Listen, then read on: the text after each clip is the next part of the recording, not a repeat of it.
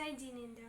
आप सब राजा राम और रानी सीता को तो जानते ही होंगे, लेकिन मैं उनके पुत्र लव और कुश के पूर्वभव की कहानी आपको सुनाने जा रही हूँ। एक कामकदी नाम की नगरी थी। उसमें राजा रतिवर्धन और रानी सुदर्शना राज करते थे। उनके दो पुत्र थे, प्रियंकर और हितंकर, जो लव कुश के पूर्वभवी नाम थे। वहाँ की राज्य लक्ष्मी का धुरंधर सर्वगुप्त स्वामी द्रोही था। वह अपने राजा को मारने का उपाय ही ढूंढता था, और उसकी स्त्री विजयावती पापिणी थी। वह राजा के साथ भोग करना चाहती, परंतु राजा तो सदाशीलवान, वह उसकी माया जाल में न आया। और तभी उसने अपने पति को भरमाया कि राजा तुमको मारकर मुझे ले जाना चाहते हैं।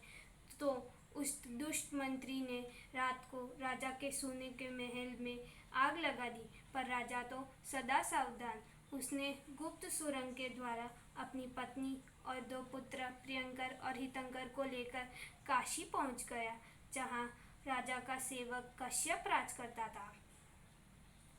जब कश्यप को पता चला कि राजा पधारे हैं, तो वह अति प्रसन्न हुआ और उसने राज्य में उत्सव कराया। फिर राजा रतिवर्धन और राजा कश्यप ने मिलकर सर्वगुप्त के सामने युद्ध किया और सर्वगुप्त को जिंदा पकड़ लिया।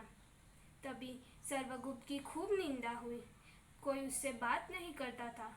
और फिर यह सहन न हुआ उससे, इसलिए उसने अपनी पत्नी पर दोष डाल दिया कि इसने मेरे और राजा के बीच में द्वेष कराया था। तभी उसकी पत्नी विजयावती को खूब दुख हुआ और उसने मिथ्या तप किया और मरकर राक्षसिणी हुई।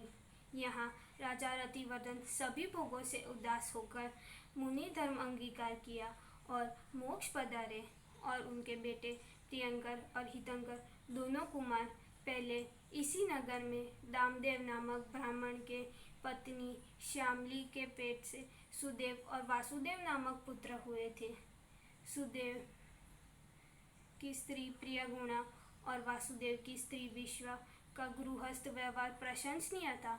उन्होंने श्री तिलक नामक मुनि को आहार दान दिया था, और उसके प्रभाव से वो दोनों उत्तर कुरुगुरु भोग भूमि में उपजे थे। वहाँ उनकी आयु 3 पल्य की थी। फिर वहाँ से वो दोनों दूसरे स्वर्ग में गए और वहाँ शुभ भोगवी ने सम्यक दर्शन रूप लक्ष्मी से मंडित पाप कर्मों को क्षय करनारे प्रियंकर और हितंकर हुए। वहाँ से मुनि होकर ग्रैवेक गए और वहाँ से लव और कुश हुए।